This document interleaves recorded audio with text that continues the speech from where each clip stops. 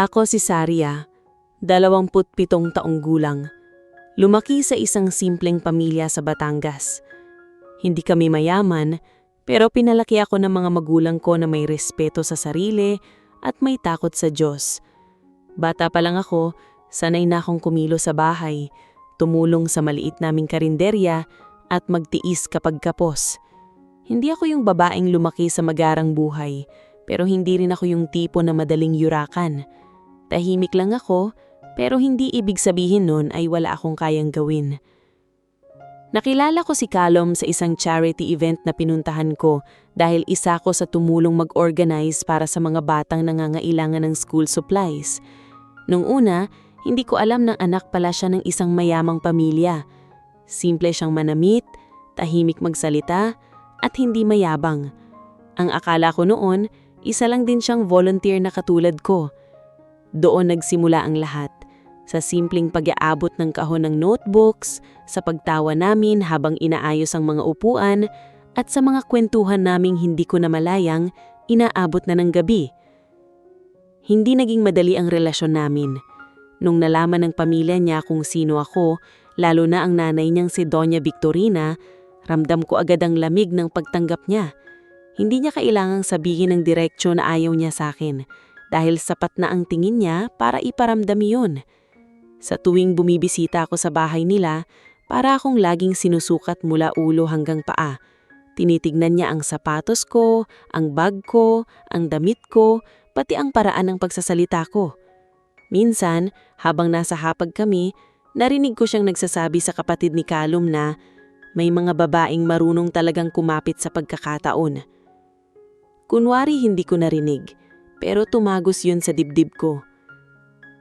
Si Calum naman, palagi akong ipinagtatanggol. Ma, mahal ko si Saria. Sana bigyan niyo siya ng chance, sabi niya noon. Pero ngumiti lang ng manipis ang nanay niya at sinabing, ang pagmamahal anak, hindi sapat para patakbuhin ang buhay.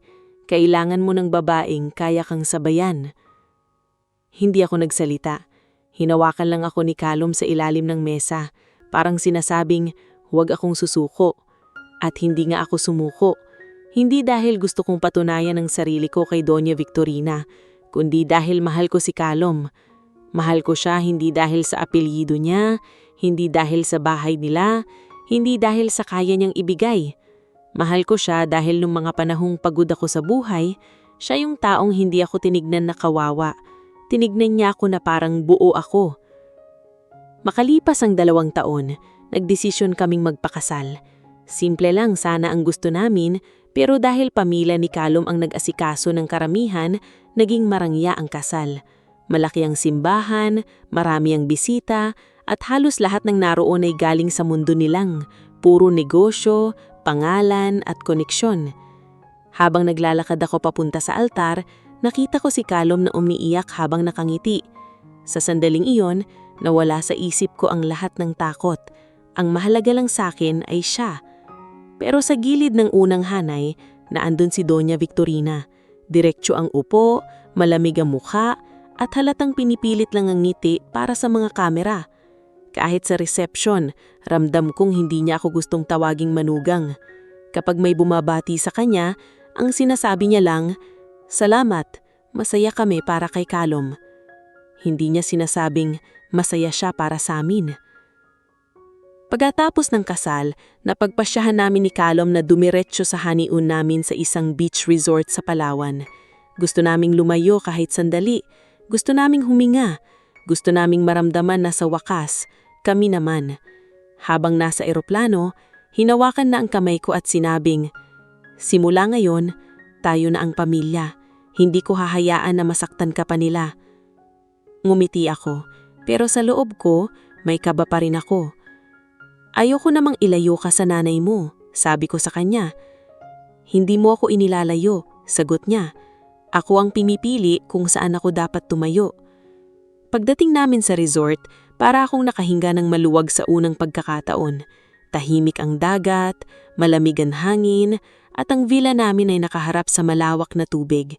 Nung gabing iyon, kumain kami sa veranda habang nakikinig sa alon. Tumawa kami, nagkwentuhan, at saglit kong nakalimutan ang sakit ng mga salitang narinig ko mula sa pamilya niya. Akala ko, iyon na ang simula ng tahimik naming buhay bilang mag-asawa. Kinabukasan, nagising ako ng maaga. Nakita ko si Callum sa balkonya, may hawak na 2 tasa ng kape. "Good morning, Mrs. Velasco," biro niya. Napangiti ako. Hindi pa rin ako nasasanay. "Sanayin mo na," sabi niya habang lumalapit. "Habang buhay mo ng apelyido yan." Hinaga ako at doon ko naisip na baka tama siya. Baka kaya naming magsimula kahit maraming tutol. Baka sapat na ang pagmamahal namin para lampasan ng lahat. Pero bandang hapon, habang nakaupo kami sa restaurant ng resort at naghihintay ng pagkain, napansin kong biglang nag-iba ang mukha ng waiter.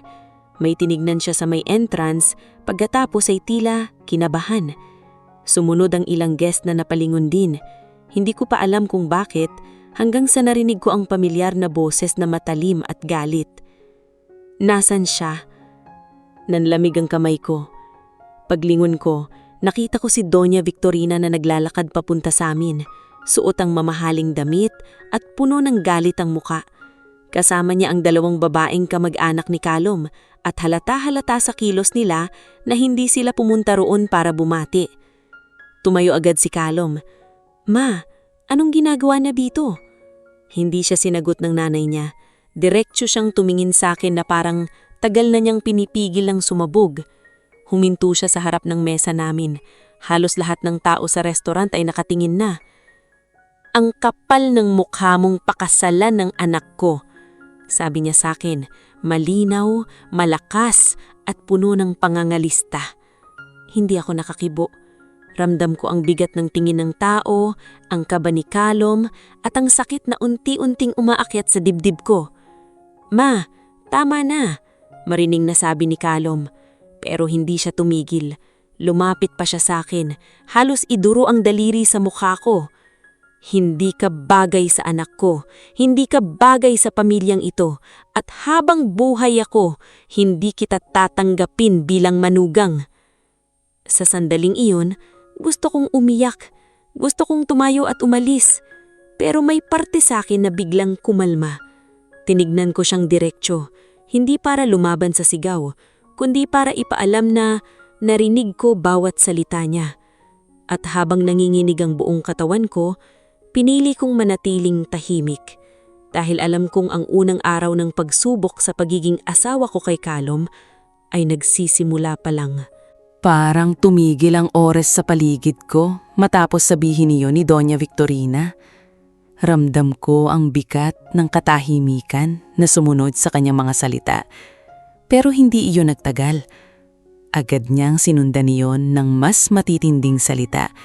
Parang hindi sapat na ipahiya ako sa isang beses lang. "Hindi ka ba nahihiya sa sarili mo?" Dagdag niya, mas malakas pa ang boses. "Alam mong hindi ka ka-level ng pamilya namin, pero naglakas loob ka pa na pumasok sa buhay ng anak ko." Napalingon ang ibang mga bisita sa amin. Yung iba nagbubulungan, yung iba naman lantaran ng nakatitig. Ramdam ko ang init sa pisngi ko, hindi dahil sa hiya lang, kundi dahil sa sakit ng mga salitang iyon. Pero hindi pa rin ako nagsalita. Nakatingin lang ako sa kanya, steady, kahit sa loob ko ay parang unti-unti akong nadudurog. "Ma, please, tumigil na kayo," sabi ni Callum, halatang pinipigilan ang sarili niyang magalit. Hinawakan niya ang braso ng nanay niya, pero agad itong tinabik ni Doña Victorina. "Huwag mo akong hawakan," matigas niyang sabi. "Ikaw ang nagdala sa kanya sa buhay mo, kaya harapin mo rin ang kahihiyan na dala niya." Napapikit sandali si Callum, parang sinusubukang pigilan ang emosyon niya. Pagmulat niya, tumingin siya sa akin, puno ng pag-aalala. "Saria, okay ka lang?" Ngumiti lang ako ng bahagya. Hindi dahil okay ako, kundi dahil ayokong mas lalo pa siyang mabigatan. Hindi ko kayang makita na siya ang masaktan dahil sa akin. "Hindi siya okay?" Biglang singit ng isa sa mga kasama ni Doña Victorina. isang babae na mukhang pinsan ni Callum. Kitang-kita naman, tingnan mo nga ang itsura niya, parang hindi sanay sa ganitong lugar. Napatingin ako sa kanya, pero hindi pa rin ako nagsalita. Sa halip, hinigpitan ko lang ang hawak ko sa gilid ng mesa. Pilit kinokontrol ang sarili ko. Ma, last na sinasabi ko, tigilan niyo na ito. Mas mariing sabi ni Callum. Asawa ko na si Saria, wala kayong karapatang bastusin siya. Asawa? Natawa ng mapait si Doña Victorina. Hindi ko kinikilala ang kasal na yan. Para sa akin, isang malaking pagkamali ang ginawa mo. Parang may kumurot sa puso ko sa narinig kong iyon. Hindi ko alam kung mas masakit ba yung mga insulto niya sa akin o yung katotohanang hindi niya kayang tanggapin ang desisyon ng sariling anak niya. Tama na po, mahinahon kong sabi sa wakas. Hindi ako sumigaw, hindi ako nagtaas ng boses. Sapat lang para marinig niya. Ayoko pong magulo ang lugar na ito. Lumingon siya sa akin, halatang hindi niya inaasahan na magsasalita ako. Oh, nagsalita ka rin pala, sabi niya, may halong pangungutya. Anong sasabihin mo? Magmamakaawa ka na tanggapin ka namin? Umiling ako ng dahan-dahan. Hindi po ako nagmamakaawa. Sagot ko, hindi ko po kailangan iyon. Saglit siyang natigilan, pero mabilis din siyang nakabawi. Talaga? Ano ang kailangan mo? Pera? Apelyido? Seguridad? Bawat salita niya, parang kutsilyong dahan-dahang hinihiwa ang dignidad ko. Pero pinili kong manatiling kalmado. Hindi ako pwedeng magpatalo sa emosyon. Hindi ngayon. Ma, please, halos pakiusap na ang tono ni Callum. Respeto lang ang hinihingi namin. Respeto? Ulit ni Doña Victorina, parang hindi makapaniwala. Respeto ang gusto mo, pero hindi mo man lang naisip ang respeto sa pamilya mo nung pinili mong pakasalan ng babaeng ito? Tumahimik si Callum. Alam kong nahihirapan siya. Nahahati siya sa pagitan ng nanay niya at ng pinili niyang mahalin at ayokong maging dahilan ng mas lalong pagkasira ng relasyon nila. Callum, mahina akong tawag sa kanya. Tumingin siya sa akin agad. Hayaan mo na. Umiling siya. Hindi pwede, Saria. Hindi kita hahayaan bastusin. Ngumiti ulit ako kahit mabigat sa loob ko. Okay lang, sabi ko. Kaya ko. Hindi iyon buong katotohanan, pero kailangan kong maging matatag kahit sa harap niya. Biglang umayos ng tayo si Doña Victorina, parang may naalala. Tumingin siya sa akin mula ulo hanggang paa, tapos nungiti ng malamig. Alam mo, sabi niya, akala mo tahimik ka lang at hindi sumasagot, mahina ka na agad. Pero mas gusto ko yan, mas madali kang kontrolin. Hindi ako sumagot, tumingin lang ako sa kanya, diretsyo, walang takot sa mga mata ko, kahit nanginginig ang loob ko. Hindi ka pa tapos sa akin, dagdag niya. Hindi ako pumunta dito para lang sigawan ka. May dahilan ako kung bakit ako nandito. Napatingin si Callum sa kanya. Anong ibig mong sabihin? Ngumiti siya, yung tipong may plano na matagal nang hinanda. Malalaman mo rin, sagot niya, sabay tingin ulit sa akin. At ikaw, sana handa ka. Pagkatapos noon, tumalik siya at naglakad palayo kasama ang mga taong kasama niya. Naiwan kaming dalawa ni Callum sa gitna ng restaurant. Nakatingin ang lahat pero walang nagsasalita. Dahan-dahang bumalik si Callum sa upuan niya, halatang hindi pa rin makapaniwala sa nangyari. Hinawakan niya ang kamay ko, mahigpit. I'm sorry, mahina niyang sabi. Hindi ko inaasahan na gagawin niya yan. Hinaplos ko ang kamay niya. Hindi mo kasalanan, sagot ko. Pero sa loob ko, alam kong hindi pa ito ang katapusan. Ramdam ko na may mas mabigat pang darating. At sa paraan ng pagtingin sa akin ni Doña Victorina bago siya umalis, siguradong hindi pa siya tapos. Tahimik kaming kumain pagkatapos noon, pero wala na sa isip ko ang pagkain. Ang iniisip ko lang ay kung anong susunod niyang gagawin at kung hanggang saan ako kayang dalhin ng katahimikan ko bago ako tuluyang pilitang lumaban. Pagkatapos ng nangyari sa restaurant ng resort, akala ko aalis na si Doña Victorina at hahayaan na muna kaming huminga ni Calum. Pero mali ako. Hindi pa lumilipas ang kalahating oras mula nang bumalik kami sa villa namin ay may kumatok agad sa pinto. 3 malalakas na katok. Yung tunog na parang hindi bisita ang nasa labas, kundi isang taong sanay mag-utos at masunod. Tumingin sa akin si Calum.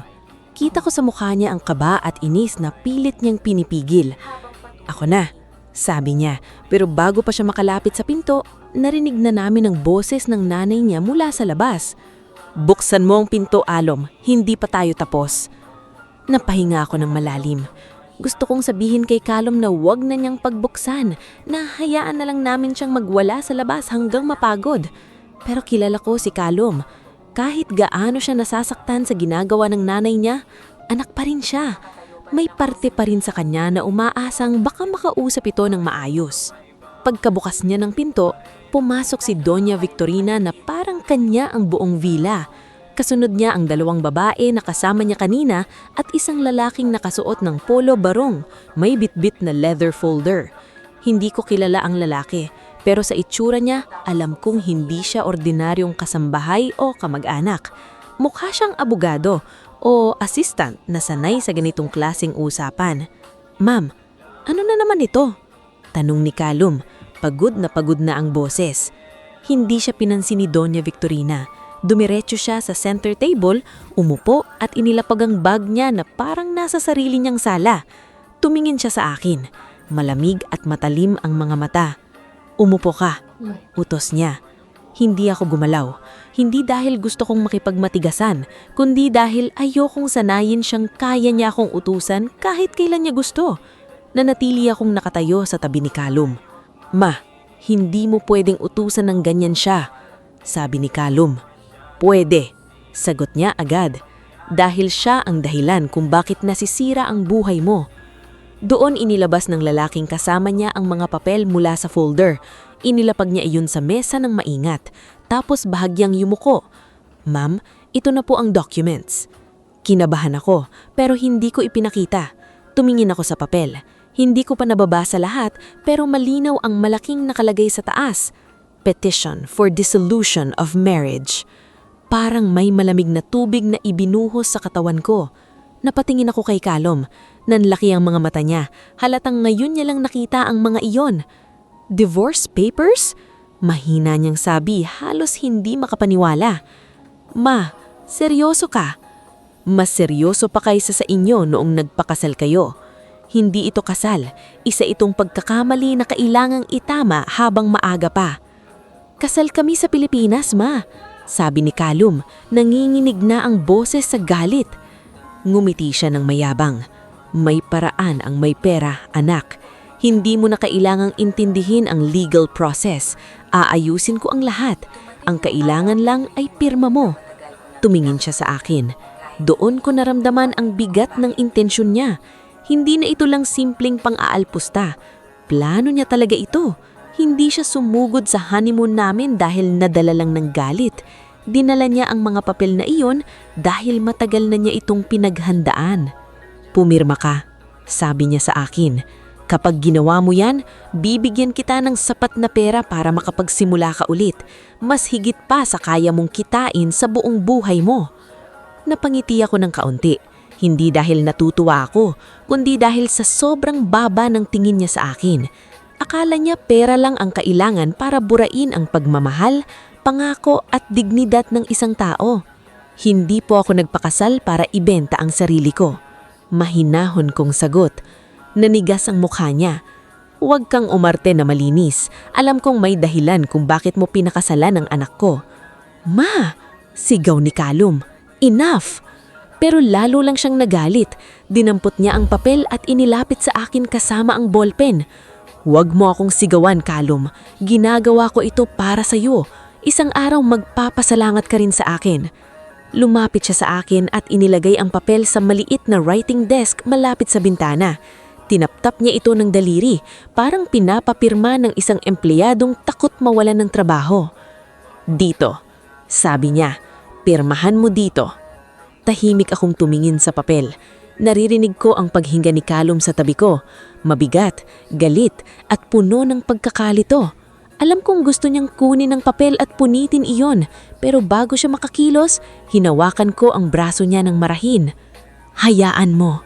Bulong ko. Napatingin siya sa akin. Saria, hindi. Hindi mo kailangang gawin ito. Alam ko, pero gusto kong marinig hanggang saan kaya ng nanay mo. Natahimik siya. Si Doña Victorina naman, akala niya natatakot na ako. Akala niya bumigay na ako dahil hindi ako sumisigaw. Sa isip niya siguro, ang katahimikan ko ay kahinaan. Hindi niya alam, matagal ko nang natutunan na may mga laban na hindi dapat sinisimulan sa ingay. Ang dalawang babaeng kasama niya ay nagbulungan pa. Yung isa numingi na parang nanalo na sila. Buti naman at marunong siyang lumugar. Sabi niyang nang mahina pero sapat para marinig ko. Hindi ako lumingon. Hindi ko binigyan ng pagkakataong makita akong nasasaktan. Kinuha ko ang ballpen. Sa sandaling iyon, biglang tumahimik ang buong silid. Kahit si Doña Victorina hindi gumalaw. Nakatingin silang lahat sa kamay ko habang hawak ko ang panulat. Good, sabi niya halos pabulong. Sa wakas, naintindihan mo rin. Tumingin ako sa kanya. Kapag pinirmahan ko ba ito, titigil na kayo? Titigil ako kapag tuluyan kang nawala sa buhay ng anak ko. Ma, wala siyang pipirmahan nito. Mariin na sabi ni Kalom. Pero hindi ako bumitaw sa ballpen. Inilapag ko ang tingin sa dokumento at binasa ang pangalan ko roon. Mali pa nga ang spelling ng middle name ko. Napakalinaw kung gaano kababa ang tingin nila sa akin.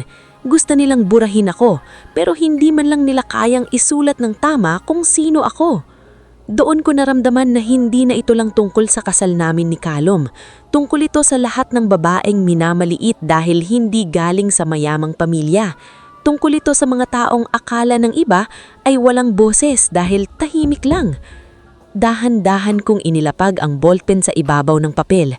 Hindi ako pumirma. Tumangala ako at numiti ng bahagya. Bago po ako pumirma, may isa lang po akong tanong. Kumunot ang noon ni Doña Victorina. Ano na naman? Tumingin ako diretso sa mga mata niya. Sigurado po ba kayong ako dapat ang mawala sa pamilyang ito? Nanahimik sandali. Pagkatapos tumawa ng malamig. Walang duda. Tumango ako ng dahan-dahan. Sa dibdib ko, hindi na kaba ang nararamdaman ko, kundi kakaibang linaw. Dahil sa unang pagkakataon mula nang dumating siya, alam kong malapit na niyang malaman na ang babaeng pilit niyang pinapaalis ay siya palang dahilan kung bakit hindi patuluyang bumabagsak ang pamilyang ipinagmamalaki niya. Tinitigan ako ni Doña Victorina na parang hindi niya nagustuhan ang tanong ko. Siguro inaasahan niyang iiyak ako, magmamakaawa, o kaya tuluyang bibigay dahil napapaligiran ako ng mga taong malinaw na pumanig sa kanya. Pero hindi ko ginawa iyon. Hawak ko ang ballpen, nasa harap ko ang papel na gusto niyang pumirma ako, at sa tabi ko si Kalom na halos hindi na mapakali sa galit. Anong klasing tanong yan? Malamig niyang sabi. Ikaw ang problema rito. Ikaw ang pumasok sa buhay namin kahit hindi ka nararapat. Hindi ako agad sumagot. Ibinalik ko ang tingin ko sa papel, sa maling spelling ng pangalan ko, sa mga linya ng kasunduang halatang ginawa para burahin ako ng mabilis sa tahimik. Nakakatawang isipin na para sa kanila, kaya akong tapusin ang isang pirma. Parang ang halaga ko bilang asawa, bilang babae, at bilang tao ay nakasalalay lang sa perang iaabot nila pagkatapos nila akong itapon. Kung pipirma po ako, mahinahon kong sabi, ano po ang mangyayari pagkatapos? Napangisi siya. Aalis ka. Hindi mo nakakausapin ang anak ko. Hindi mo na siya lalapitan. At makukuha mo ang perang sapat para hindi ka na mangarap pang bumalik. Napatingin ako kay Kalom. Namumula na ang mga mata niya. Hindi dahil umiiyak siya, kundi dahil pilit niyang lulunok ang galit niya. Alam kong nahihirapan siya. Doon ko nakita kung gaano kasakit para sa kanya na marinig mismo sa nanay niya na kaya nitong bilhin ang kalayaan ng anak niya, na parang wala siyang sariling puso. Ma, hindi ako bata. Hindi mo ako pwedeng ipagdesisyon, sabi niya. Bata ka pa rin hanggat nagpapadala ka sa babaeng ito. Hindi mo nakikita ang ginagawa niya sa'yo. Ang ginagawa niya sa akin? Napailing si Calum. Siya lang ang hindi nang iwan sa akin nung halos mawalan tayo nung lahat. Biglang tumigas ang mukha niya. Halatang hindi niya gusto ang linyang iyon. Mabilis siyang tumingin sa abogado o assistant na kasama niya, na biglang umiwas ng tingin. Doon ko naramdaman na kahit papaano, may takot din sa loob niya. Takot na may mabanggit si Calum na ayaw niyang marinig ng iba. Pero pinigilan ko si Calum. Bahagya kong hinawakan ang kamay niya. Hindi pa oras yan. Hindi pa kailangang siyang magsalita para sa akin. Sa pagkakataong ito, kailangan kong ako mismo ang humawak ng laban. Dahan-dahan kong kinuhang ballpen at inilapat ang dulo nito sa ibabaw ng papel. Narinig ko ang maliit na buntong hininga ng isa sa mga babaeng kasama ni Doña Victorina, parang tuwang-tuwa na sa inaakala niyang pagsuko ko. Si Doña Victorina naman ay umayos ng tayo, tumaas ang baba at ngumiti ng manipis. Ayan, sabi niya, mabuti at natuto kang lumugar. Tumigil ang kamay ko bago pa dumikit ng tuluyan ng tinta sa papel. Tumingin ako sa kanya. Bago po ang lahat, sabi ko, gusto ko lang pong malinaw. Kapag pinirmahan ko po, ibig sabihin po ba wala na rin akong pananagutan sa kahit anong koneksyon ko sa pamilya ninyo? Kumunot ang noon niya. Natural. Kahit sa negosyo po. Napakabilis ng pagbabago sa mukha niya. Sandali lang iyon, pero nakita ko. Yung pagkurap niya, yung bahagyang pagkaputla ng labi niya, yung pag-igtig ng panga niya. Hindi napansin ng mga kasama niya pero napansin ko. At higit sa lahat, napansin ni Calum. Anong ibig mong sabihin? Tanong niya, mas mababa na ang boses. Nagkibit balikat ako ng bahagya. Nagtatanong lang po ako. Gusto ko lang malaman kung sigurado kayo. Siguradong sigurado ako, marinig niyang sabi. Hindi ka bahagi ng negosyo namin. Hindi ka bahagi ng pamilya namin. Wala kang hawak. Tumango ako. Kung ganun po, madali lang pala. Muli kong ibinaba ang tingin sa papel, pero hindi pa rin ako pumirma. Hindi dahil natatakot ako, kundi dahil gusto kong maramdaman niyang bawat segundo ng paghihintay. Gusto kong siya mismo ang malunod sa kumpiyansang tagal niyang ginamit para tapakan ako. Minsan ng taong sanay manakit, mas nabubunyag kapag hinayaan mong magsalita ng magsalita. Bakit ang tagal? Naiinis niyang sabi. Pirmahan mo na. Huminga ako ng malalim. Narinig ko ang alon sa labas ng vilya. Malayo pero malinaw. Sa gitna ng katahimikan, parang iyon ang nagpapaalala sa akin na hindi ko kailangang makipagsabayan sa ingay niya. May sarili akong paraan. Doña Victorina, sabi ko. Ilang beses niyo na po akong tinawag na walang halaga. Ilang beses niyo na rin pong sinabi na pera lang ang habol ko. Pero kahit isang beses, hindi niyo po ako tinanong kung bakit nanatili ako kay Calum kahit nung wala na siyang ipagmamalaki. Hindi siya sumagot, pero kitang-kita sa mata niya na natamaan siya. Dahil mahal ko siya, patuloy ko. At dahil nung lahat ng tao sa paligid niya ay takot mawala ang pangalan at imahe ng pamilya ninyo, ako yung kasama niyang naghanap ng paraan para hindi tuluyang gumuho ang lahat. Tumigil ka! Putol niya, pero may kabana sa boses niya. Doon ko tuluyang inilapat ang ballpen sa mesa. Hindi ko pinirmahan ang papel. Itinulak ko pabalik iyon sa kanya ng dahan-dahan. Hindi po muna ako pipirma. Hindi hanggat hindi niyo naririnig ang buong katotohanan. Nanlilisig ang mata niya. Wala kang katotohanang mailalabas dito. Hindi ako nagalit.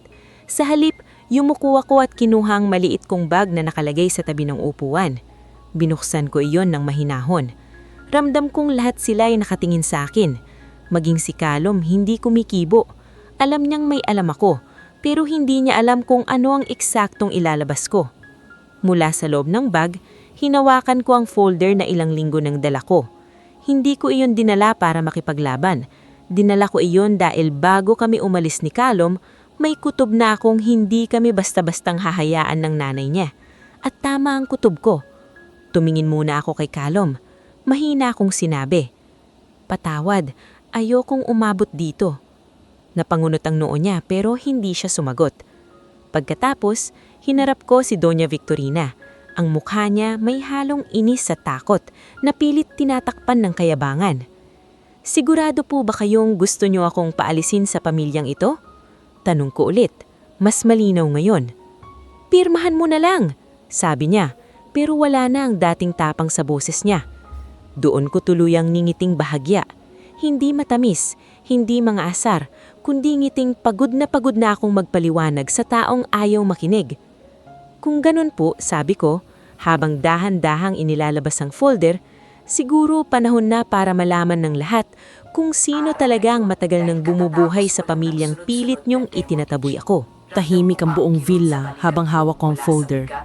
Ramdam ko ang bigat ng mga mata nila sa bawat galaw ko. Si Doña Victorina hindi na siya nakaupo ng maayos. Bahagya siyang umusog, parang may gustong pigilan pero hindi niya alam kung paano. Si Calum naman, nakatingin lang sa akin, halatang naghihintay kung anong susunod kong gagawin. Dahan-dahan kong inilapag ang folder sa mesa, sa tabi mismo ng divorce papers na kanina ay pilit nilang ipinapapirma sa akin. Sa simpleng galaw na iyon, parang nagpalit ang posisyon namin. Kanina, ako ang pinagigitnaan, ako ang iniipit. Ngayon, ako na ang may hawak ng katahimikan. "Buksan niyo po," sabi ko ng mahinahon. Hindi gumalaw si Doña Victorina. Nakatingin lang siya sa folder, parang natatakot na hawakan niyon. Napansin ko ang bahagyang panginginig ng kamay niya kahit pilit niya itong tinatago. "Ano yan?" Matigas niyang tanong pero wala nang dating kumpiyansa sa boses niya. "Mga papeles lang din po," sagot ko. "Katulad ng dala niyo." Tumingin siya sa lalaking kasama niya, parang inaasahan niyang siya ang kikilos. Pero bago pa ito makalapit, si Calum na ang umabot sa folder. Binuksan niya ito ng dahan-dahan at habang isa-isang lumilitaw ang laman, nakita ko kung paano nagbago ang ekspresyon ng mukha niya. Hindi ito," bulong niya.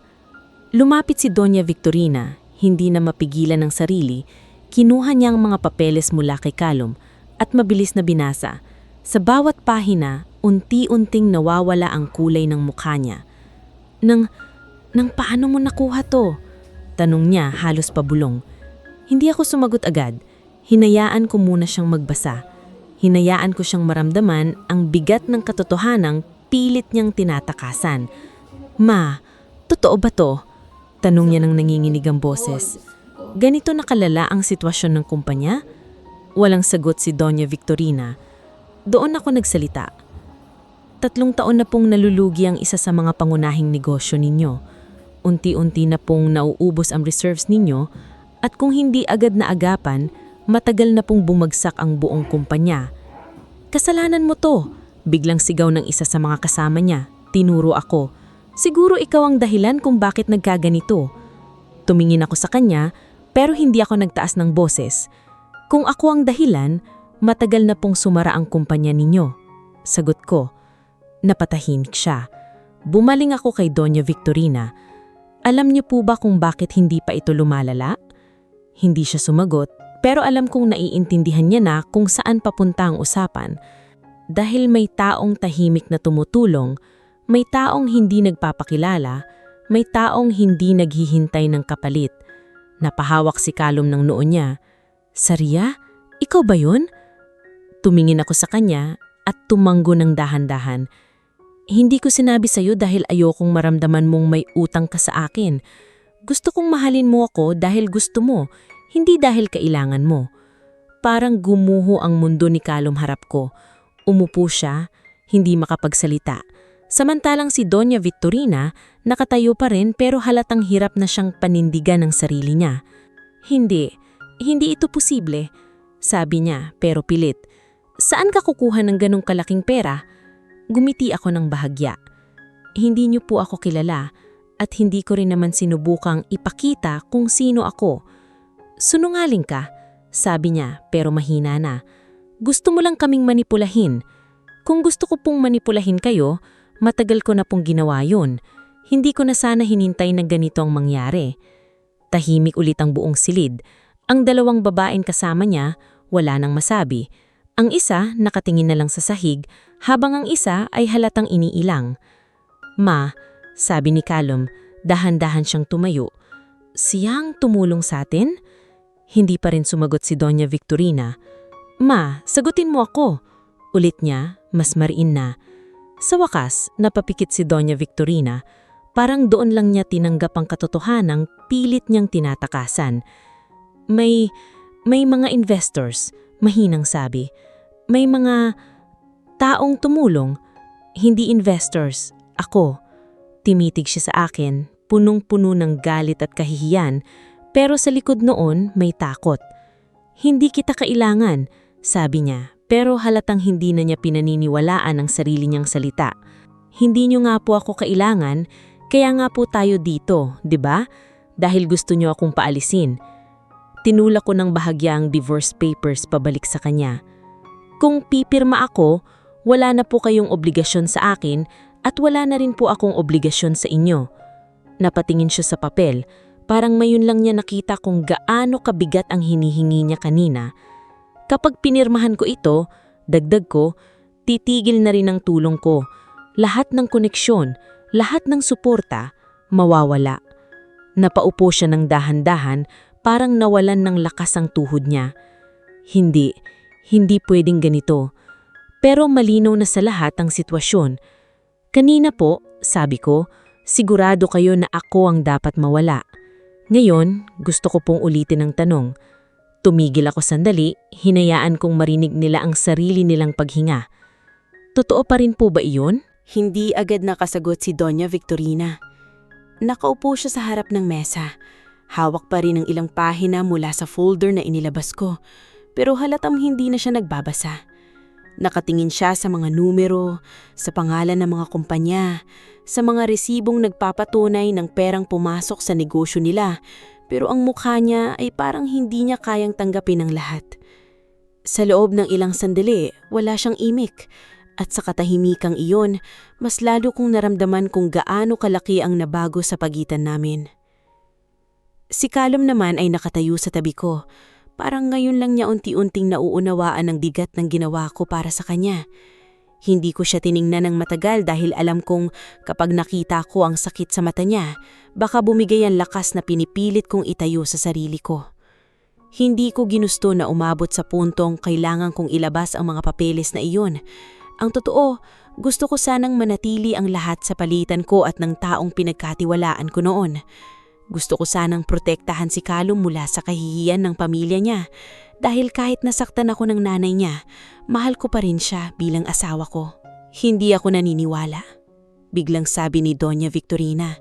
Mahina ang boses niya noong una pero pilit niya itong pinitikas. Hindi sapat ang mga papeles na yan. Madaling gumawa ng peking dokumento ngayon, madaling magkunwari. Huminga ng malalim si Callum. Ma, tigilan mo na. Hindi, sagot niya agad. Hindi ako magpapaloko sa babaeng ito. Hindi ako maniniwala na siya ang dahilan kung bakit nakatayo pa ang kumpanya natin. Tumingin siya sa akin na parang naghahanap ng butas sa katahimikan ko. Parang gusto niyang makita akong kabahan. Gusto niyang makita akong umatras. Pero pagod na akong matakot sa kanya. Pagod na akong paliitin ng sarili ko para lang hindi siya masaktan ng katotohanan. Kung hindi po kayo naniniwala, sabi ko ng kalmado, pwede niyo pong tawagan si Attorney Balaoro. Siya ang humawak ng restructuring ng loan ninyo. Pwede niyo ring kausapin si Mr. Fajardo ng Eastline Credit. Alam nila kung kaninong account nang galing ang unang settlement. Napatingin ng lalaking kasama niya, yung nagdala ng divorce papers. Halatang kilala niya ang mga pangalang binanggit ko. Doon ko nakita na kahit hindi magsalita, may konfirmasyon na sa mukha niya. Victorina, maingat niyang sabi. Mukhang totoo ang sinasabi niya. Mabilis siyang nilingon ni Doña Victorina. Manahimik ka. Pero hindi na iyon katulad ng utos niya kanina. Kanina buo ang tapang niya. Ngayon parang utos na lang ng taong natatakot mawalan ng kontrol. Si Callum ang lumapit sa mesa at isa-isang tinignan ng dokumento. May mga bank transfer, guarantee letters, signed agreements at resibo ng partial payment sa utang ng pamilya nila. Hindi lahat ay diretsyong nakapangalan sa akin dahil ginawa ko iyon sa pamamagitan ng isang maliit na investment firm na itinayo ko kasama ang tatay ko. Pero sapat ang mga papeles para ipakitang ako ang nasa likod ng tulong. Saria, mahinang sabi niya. Bakit hindi mo sinabi sa akin? Doon ako napalunok. Mas mahirap sagutin ang tanong niya kaysa harapin ng galit ng nanay niya. Dahil nung panahong iyon, durog ka na. Natatakot kang mawala ang pinaghirapan ng lolo mo. Natatakot kang masisi ng pamilya mo. Ayokong idagdag sa bigat mo ang pakilamdam na kailangan mong tumanaw ng utang na loob sa akin. Pero asawa mo ako, sagot niya. Halatang nasasaktan. Tumanggi ako. Alam ko at humihingi ako ng tawad doon. Tahimik siyang tumingin sa akin. Hindi galit ang nasa mukha niya, kundi lungkot. Lungkot na hindi niya alam kung gaano kalayo ang inabot ko para saluhin siya. Lungkot na habang ipinaglalaban niya ako sa harap ng pamilya niya, hindi niya alam na matagal ko na pala silang pinangangalagaan mula sa likod. Hindi ka dapat humingi ng tawad, sabi niya kalaunan. Kami ang dapat. Napalingon si Doña Victorina sa kanya. Kalom! Hindi ma. Marinig niyang sabi. Tama na. Buong buhay ko sinubukan kong intindihin kayo. Sinubukan kong isipin na lahat ng ginagawa niyo ay dahil mahal niyo ako. Pero hindi pagmamahal ang ipahiya ang asawa ko. Hindi pagmamahal ang dalhan siya ng divorce paper sa honeymoon namin. At lalong hindi pagmamahal ang ipagtawanan siya habang siya pala ang tahimik na tumulong sa atin. Namula ang mukha ni Doña Victorina. Ginawa ko ito para iligtas ka. Hindi, sagot ni Kalom. Ginawa mo ito para iligtas ang pride mo. Tumihimig siya. Yung dalawang babaeng kasama niya hindi na halos makatingin sa amin. Kanina ang tapang nilang bumulong at mangyutya. Ngayon parang gusto na lang lamunin ng sahig. Tinamka pa rin ni Doña Victorina na bumawi. Tumayo siya, inayos ang bag niya at sinabing, kahit totoo pa yan, hindi ibig sabihin na karapat-dapat ka na agad na maging bahagi ng pamilya namin. Ngumiti ako ng malungkot. Hindi ko po hinihingi na ituring niyo akong karapat-dapat dahil tumulong ako. Ang hinihingi ko lang po noon pa ay respeto. Respeto? Ulit niya, pero mas mahina na mayon. Opo, sabi ko, yung simpleng respeto na dapat ibinibigay sa kahit sinong tao. Hindi dahil may pera, hindi dahil may pangalan, kundi dahil tao rin siya. Wala siyang naisagot. Sa unang pagkakataon, nakita kong hindi nagalit ang nangingibabaw sa mukha niya. Nandoon ang hiya, pero ayaw pa niyang aminin. Nandoon ang takot, pero tinatakpan pa rin ang taas ng baba. Si Kalom naman ay lumapit sa akin at hinawak ang kamay ko. Sa pagkakataong iyon, hindi na siya nag-aalinlangan. Asawa ko si Saria, sabi niya diretso sa nanay niya. At kahit ano pa ang sabihin niyo, pipiliin ko siya. Hindi dahil tinulungan siya tayo, kundi dahil siya ang babaeng minahal ko bago ko pa malaman ang lahat ng ito. Parang may bumara sa lalamunan ko sa sinabi niya. Matagal kong pinangarap na marinig iyon, hindi bilang depensa lang sa harap ng iba, kundi bilang paninindigan. Napaiwas ang tingin ni Doña Victorina. Kinuha niya ang divorce papers at halos madurog iyon sa pagkakahawak niya. Saglit siyang tumingin sa akin at alam kong gusto pa niyang sabihing masakit, pero wala na siyang bala. Yung mga salitang ginagamit niya para yurakan ko kanina, bumalik sa kanya ng tahimik. Hindi pa ito natatapos, sabi niya bago lumabas. Hindi na ako na masagot. Hindi ko na kailangang habulin ng huling salita. Pagkasara ng pinto, naiwan kaming dalawa ni Kalom sa villa, kasama ang mga papeles na parang saksi sa lahat ng itinago ko at lahat ng sinira ng nanay niya. Matagal kaming taimik. Pagkatapos, yanikapan niya ako ng mahigpit. Patawad, bulong niya. Patawad kung kailangan mong dalhin lahat mag-isa. Doon ko unang naramdaman ng bigat na unti-unting bumitaw sa dibdib ko. Hindi pa tapos ang gulo. Alam kong babalik pa ang nanay niya. Pero sa unang pagkakataon, hindi na ako nag-iisa sa laban. Hindi pa tuluyang humuhupa ang tensyon sa loob ng villa matapos umalis si Doña Victorina. Nandoon pa rin ang bigat ng mga salitang binitawan niya, pati na rin ang katotohanang matagal ko nang itinago.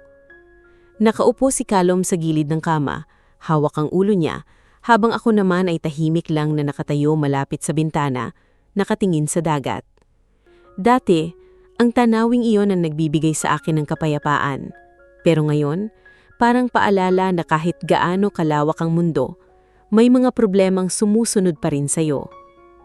Saria, tawag niya ng mahina. Lumingon ako. Kita ko sa mukha niya ang pagod, pero higit doon, ang pag-aalala. Hindi ko alam kung paano ko babawiin ang lahat ng ginawa sa iyo ng pamilya ko, sabi niya. Umiling ako. Hindi mo kailangang bumawi, hindi naman ikaw ang gumawa.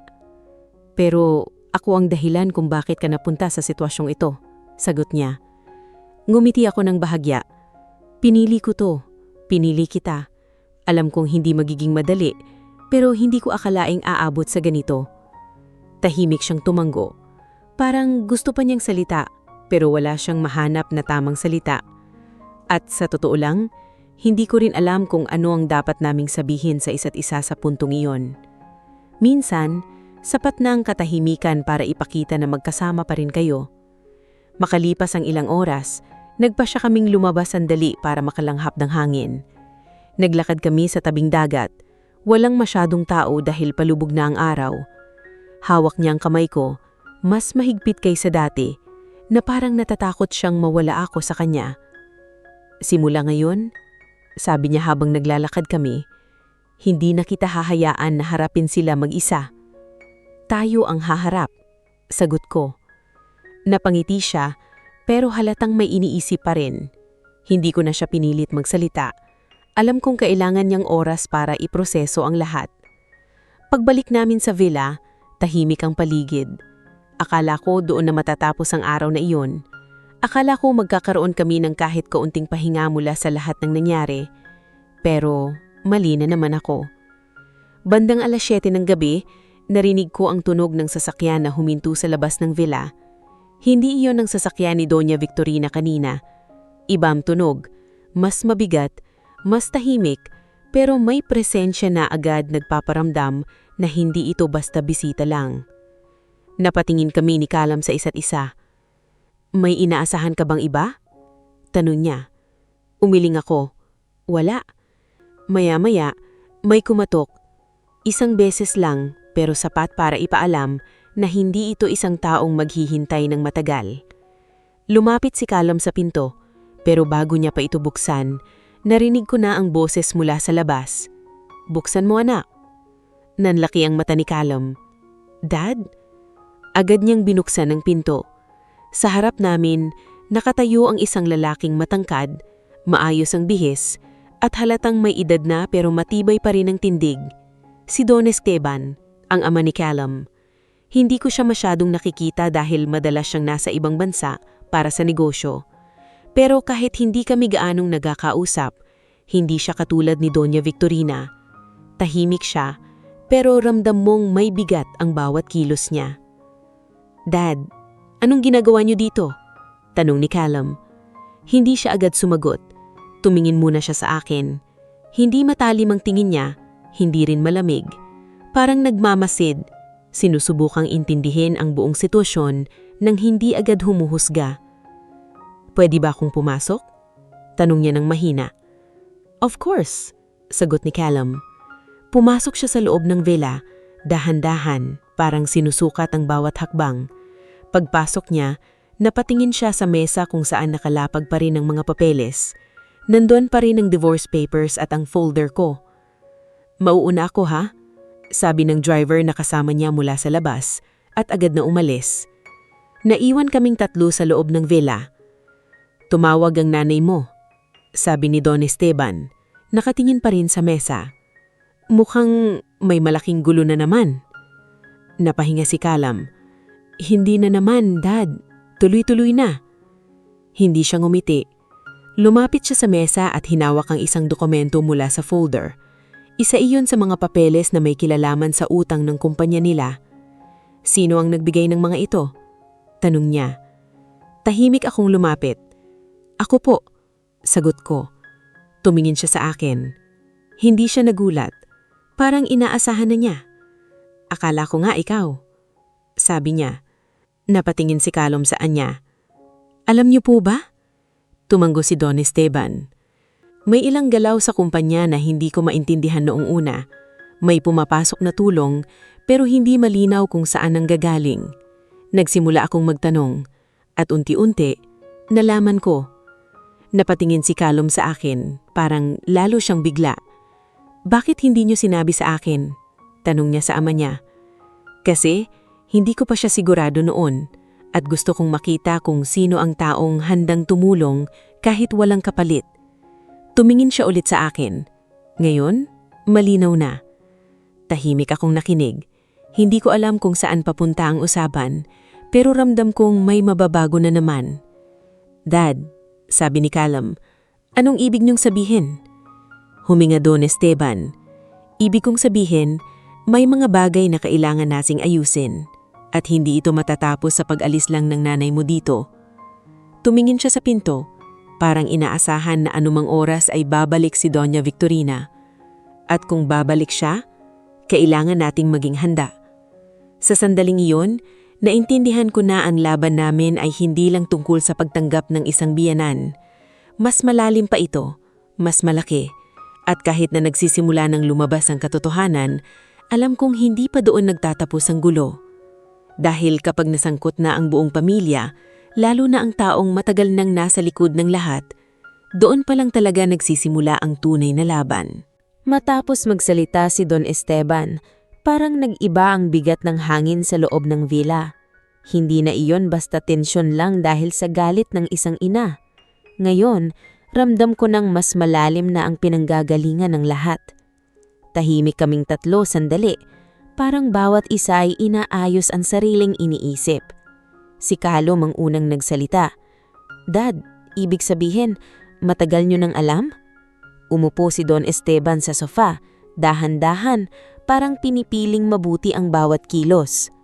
Hindi lahat, sagot niya, pero sapat para magtanong ako. Hindi ako katulad ng nanay mo na mabilis humusga. Mas gusto kong alamin muna ang buong kwento. Napatingin siya sa akin. At ngayon, alam ko na. Hindi ko alam kung raramdaman ko sa sinabi niya. Hindi iyon papuri, pero hindi rin panghuhusga. Parang simpleng pagtanggap sa katotohanan. At sa sitwasyong kinalalagyan ko, sapat na iyon. Hindi ko sinadyang itago. Sabi ko, mas mahinahon na ngayon ang boses ko. Gusto ko lang protektahan si Callum. Hindi mo kailangang ipaliwanag ang sarili mo. Sagot niya, ang taong gumagawa ng tama, hindi kailangang sumigaw para marinig. Napayuko ako sandali. Hindi ako sanay na may taong ganito magsalita sa akin mula sa pamilya nila. Hindi ako sanay na may nakakaintindi nang hindi ako kailangang magpaliwanag ng paulit-ulit. Si Callum naman lumapit sa amin. Kung ganon, sabi niya, kailangan na nating ayusin itong ng tuluyan. Hindi ganun kadali, sagot ni Don Esteban. Ang nanay mo hindi basta susuko. Mas lalo siyang lalaban kapag naramdaman niyang nawawala sa kanya ang kontrol. Parang sinang-ayunan iyon ng katahimikan sa paligid dahil alam naming lahat na totoo iyon. Biglang may kumatok ulit sa pinto. Napatingin kami sabay-sabay. Hindi na ako nagulat. Parang inaasahan ko na rin na hindi pa tapos ang gabi na ito. Lumapit si Callum at binuksan ang pinto. Doon, nakita namin ang isa sa mga tauhan ng resort. May kasama pang 2 lalaki na naka-formal na damit. Mukhang galing sila sa city. Hindi pang karaniwang bisita. Sir, may naghahanap po sa inyo. Galing po sila sa main office ng kumpanya ninyo. Nagkatinginan kami ni Callum at Don Esteban. Papasukin niyo sila, sabi ni Don Esteban. Pagpasok ng 2 lalaki, agad silang yumuko ng bahagya bilang paggalang. Sir Esteban, Sir Callum, bati nila. Ano to? Tanong ni Callum. May kumalat pong balita. May mga board members na nakakaalam na may external support ang kumpanya nitong mga nakaraang taon at may nagtatanong kung sino ang nasa likod nito. Tumahimik ang lahat. Nag-umpisa po ang usapan matapos kumalat ang ilang dokumento. Mukhang may naglabas ng impormasyon. Agad kong naisip kung sino ang may pakana. Hindi ko kailangang marinig ang pangalan niya para malaman. Nanay mo, mahina kong sinabi kay Callum. Napapikit siya. She wouldn't. Pero hindi niya't natapos ang salita. Sumagot si Don Esteban. Gagawin niya iyon kung sa tingin niya makakatulong para maalis si Saria. Biglang bumigat ang sitwasyon. Hindi na lang ito usapin ng pamilya. Pati ang negosyo nila ay nadadamay na. Anong sinasabi ng board? Tanong ni Don Esteban. Nahati po, sagot ng isang lalaki. May iba na gustong malaman ng totoo at pasalamatan kung sino man ang tumulong. Pero may ilan din na nagdududa. Iniisip na baka may hidden agenda ang taong iyon. Napatingin sa akin si Callum. Hindi ako umatras sa tingin niya. Alam kong darating ang ganitong punto. Hindi ko lang inaasahan na ganito kabilis. Kung ganon, sabi ni Don Esteban, panahon na para ilabas ang katotohanan. Napatingin ako sa kanya. Sigurado po kayo? Tumanggo siya. Hindi pwedeng patuloy kang itinatago kung ikaw ang dahilan kung bakit nakatayo pa ang kumpanyang ito. At lalong hindi pwedeng gamitin ng nanay ni Callum ang kasinungalingan para sirain ka. Tahimik akong huminga ng malalim. Alam kong ibang laban na ito. Hindi na lang ito usapin ng pamilya. Tungkol na ito sa pagkilala sa kung sino ako, sa kung ano ang kaya kong gawin at sa kung anong halaga ko sa mundong pilit akong minamaliit. Kung lalabas ang katotohanan, sabi ko, kailangang malinaw ang lahat. Ayokong magmukhang may hinihingil akong kapalit. Hindi ka hihingi. Kami ang magbibigay ng nararapat. Napatingin si Callum sa akin. Kasama mo ako. Sa lahat. Ngumiti ako ng bahagya. Alam ko. Sa sandaling iyon, naramdaman ko na hindi na ako yung babaeng tahimik lang na pinapahiya sa harap ng ibang tao.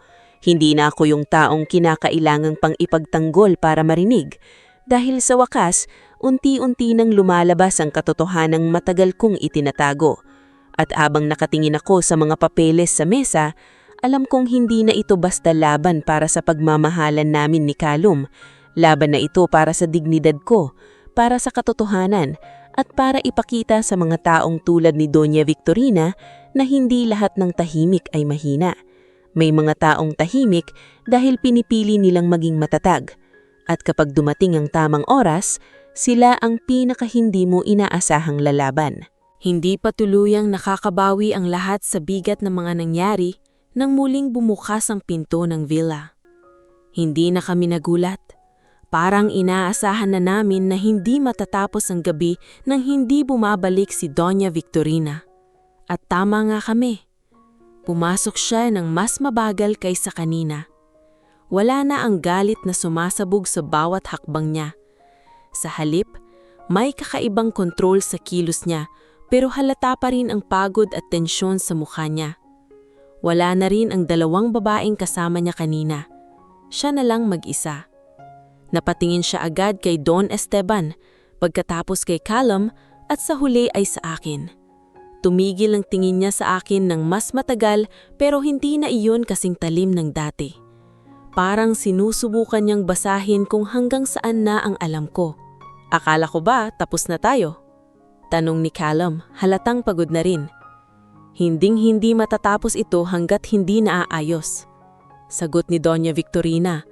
Mas mababa ang boses niya ngayon, pero ramdam ko pa rin ang pride sa bawat salita niya. Lumapit siya sa mesa at nakita ang mga papeles na nakalatag pa rin. Sandali siyang napatigil, tapos dahan-dahan niyang inayos ang sarili niyang tindig. Alam ko na ang tungkol sa mga dokumentong yan. Sabi niya, at oo, totoo ang ilan sa mga sinabi mo.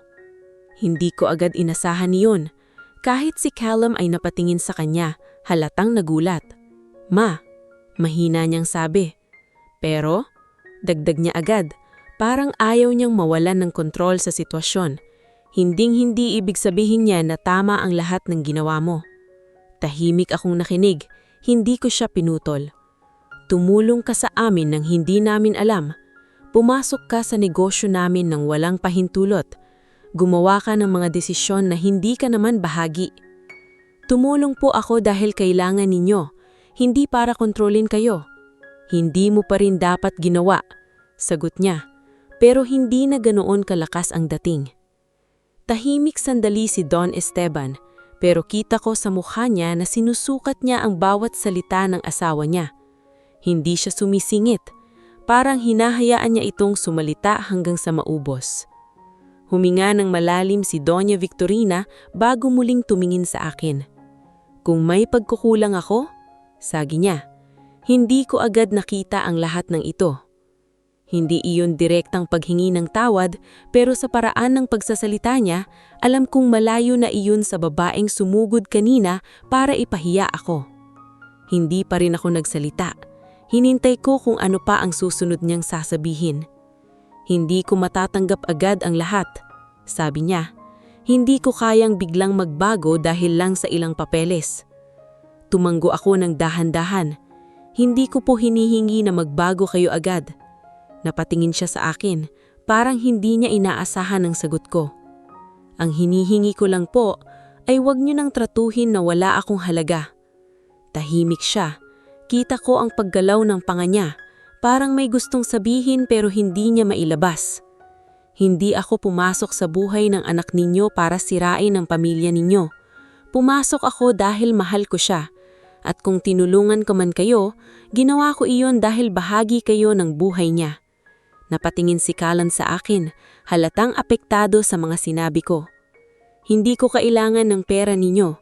Hindi ko rin kailangan ng apelyido ninyo para maging buo.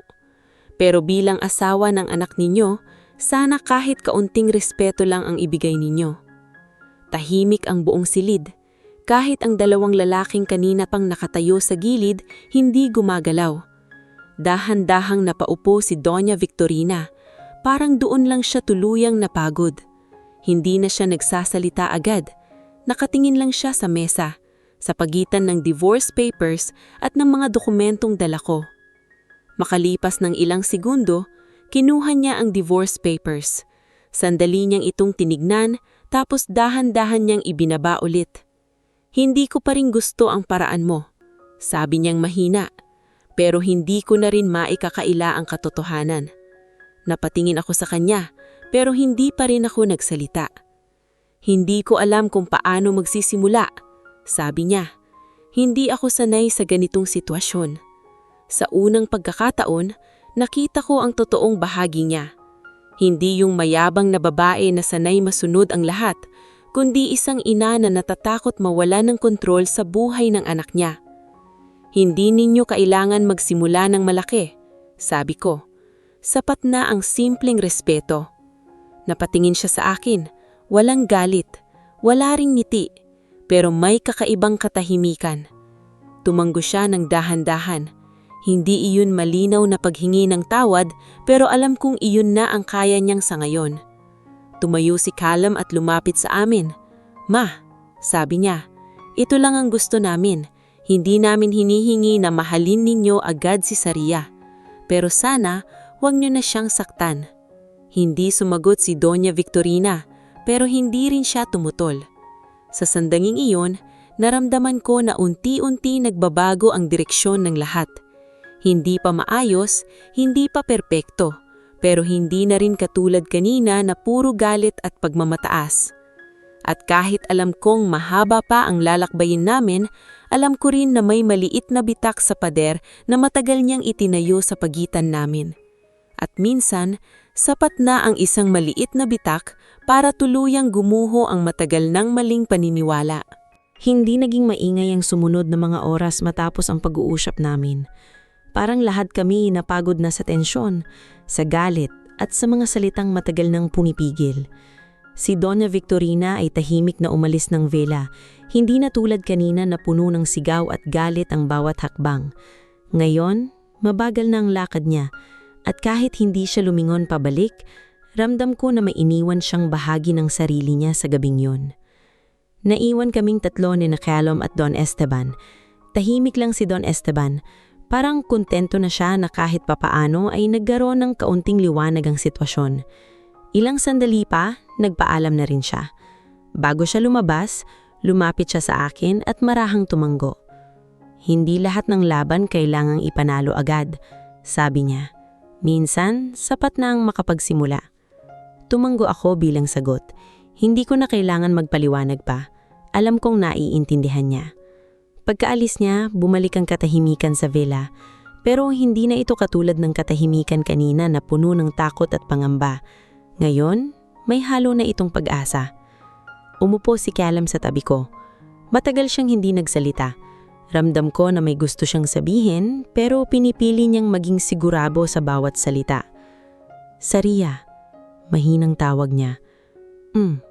Sagot ko. Pagod ka na ba? Napangiti ako ng bahagya. Oo, pero hindi lang pisikal. Tumanggo siya. Ako rin. Saglit kaming natahimik. Pagkatapos, hinawakan niya ang kamay ko.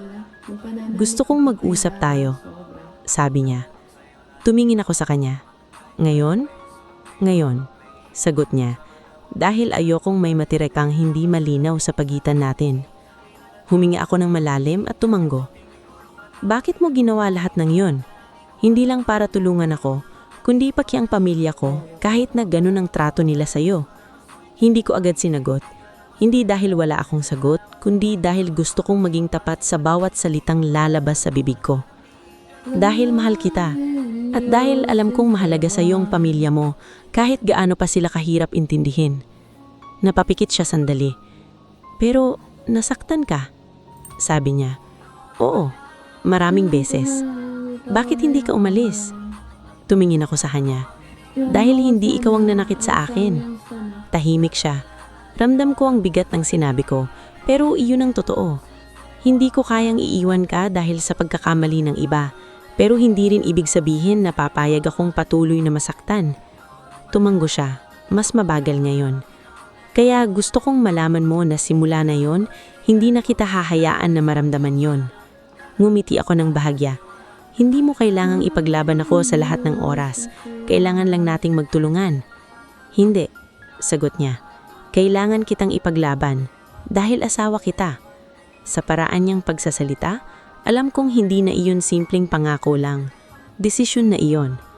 Callum, sabi ko, kung pipiliin mo ako, ibig sabihin haharapin mo rin ang consequences. Hindi lang ito tungkol sa atin. Pamilya mo pa rin sila. Alam ko, sagot niya. At hindi ko sila iiwan, pero hindi rin kita iiwan. Ngumiti ako. Mahihirapan ka. Handa ako, sagot niya agad. Tahimik ulit kaming sandali. Pagkatapos, tumayo siya at tumingin sa labas ng bintana kung saan tanaw ang dagat na tahimik na ngayon. Gusto kong ipagpatuloy ang honeymoon natin, sabi niya. Napatingin ako sa kanya, bahagyang nagulat. Sa ganitong sitwasyon? Lumingon siya sa akin at ngumiti. Oo, dahil kung hahayaan nating sirain nila ang sandaling ito, parang hinayaan na rin nating manalo sila. Napaisip ako. May punto siya. Ilang araw lang ang inilaan namin para sa sarili namin, para sa bagong simula namin. At kung papayagan kaming masira yon dahil sa nangyari, parang kami na rin ang sumuko. Sige, tayo lang. Lumapit siya at tinakap ako. Mas mahigpit kaysa dati, pero mas kalmado rin. Hindi na yun yakap ng taong natatakot mawalan, kundi yakap ng taong sigurado na sa pinipili niya. Kinabukasan, nagising kaming maaga. Walang sigaw, walang gulo, walang biglaang pagdating ng kung sino. Tahimik ang resort at sa unang panahon mula nang dumating kami, naramdaman ko na para sa amin talaga ang sandaling iyon. Naglakad kami sa dalampasigan, nag-usap tungkol sa mga simpleng bagay at piniling kalimutan muna lahat ng komplikasyon sa labas. Hindi dahil tinatakasan namin ang problema, kundi dahil kailangan din naming alalahanin kung bakit namin sinimulan. Habang naglalakad kami, hinawakan niya ang kamay ko. Callum, kahit anong mangyari, gusto ko lang maging malinaw sa'yo. Ano yun? Hindi ako lalaban para lang mapatunayan ang sarili ko sa pamilya mo. Lalaban ako para sa atin. Tumanggo siya. At lalaban ako kasama mo. Sa sandaling iyon, alam kong kahit hindi pa tapos ang lahat, handa na kami. Hindi na kami yung dalawang taong pilit naghahanap ng lugar sa gitna ng kaguluhan. Kami na yung dalawang taong magkasamang haharap sa kahit anong darating. At sa wakas, naramdaman ko na ang honeymoon na matagal naming pinangarap ay hindi na sayang. Dahil sa gitna ng gulo, mas lalo naming nakilala ang isa't isa. At mas lalo naming pinili ang isa't isa. Lumipas ang ilang buwan matapos ang nangyari sa honeymoon namin. At kahit hindi naging madali ang mga sumunod na araw, unti-unti naming nakita ni Callum kung paano nagbabago ang takbo ng buhay namin. Hindi agad nawala ang tensyon sa pagitan ko at ni Doña Victorina. Sa totoo lang, may mga pagkakataon pa rin na ramdam ko ang lamig ng pakikitungo niya, pero hindi na iyon katulad ng dati na lantaran ng pang-aalipusta. Ngayon, mas tahimik na siya. At sa katahimikang iyon, naramdaman ko na may pinagdadaanan din siyang pagbabago. Hindi kami agad bumalik sa dati nilang bahay. Pinili naming mag-asawa na magsimula muna sa sarili naming lugar. Isang simpleng kondo sa lungsod, malayo sa malalaking bahay at malalalim na tensyon. Doon, mas nakilala namin ang isa't isa bilang mag-asawa. Walang katulong, walang ibang taong magdidikta kung paano kami kikilos. Kami lang. Si Callum, mas naging hands-on sa trabaho niya. Hindi na siya umaasa sa mga desisyon ng pamilya niya. Gusto niyang patunayan, hindi lang sa kanila, kundi sa sarili niya, na kaya niyang tumayo sa sariling paa. At sa bawat hakbang niya, naroon ako. Hindi bilang taong nasa likod lang, kundi bilang partner na kasama niyang nagdedesisyon. May mga pagkakataon na kailangan naming humarap sa board ng kumpanya. Doon ko unang naramdaman ang bigat ng katotohanang lumabas na. Maraming nagulat, maraming nagduda. Pero sa huli, nang makita nila ang mga dokumento at marinig ang buong kwento, unti-unti nilang tinanggap ang papel ko sa pagligtas ng kumpanya. Hindi ko iyon ginawa para makilala, pero hindi ko rin tinanggihan nang dumating ang pagkilala. Si Don Esteban ang naging tulay. Hindi niya ako pinilit, hindi niya rin ako itinulak sa spotlight. Pero sa bawat pagkakataon na may kailangang magsalita, sinisiguro niyang malinaw ang katotohanan. Samantalang si Doña Victorina, nanatili siyang tahimik sa mga meeting. Hindi siya nagsalita laban sa akin, pero hindi rin siya agad pumanig. Parang pinipili niyang unawain ang lahat sa sarili niyang paraan. At kahit hindi niya sabihin, ramdam kong unti-unti niyang tinatanggap ang mga bagay na matagal niyang tinanggihan. Isang hapon, habang nasa opisina ako, nakatanggap ako ng mensahe mula sa kanya. Maikli lang, "Pwede ba kitang makausap?" Hindi ko agad sinagot, hindi dahil ayaw ko, kundi dahil hindi ko alam kung handa na ba ako sa kung anong sasabihin niya. Pero sa huli, nag-reply ako ng oo. Nagkita kami sa isang maliit na cafe. Walang ibang taong kilala namin. Walang audience, walang pressure.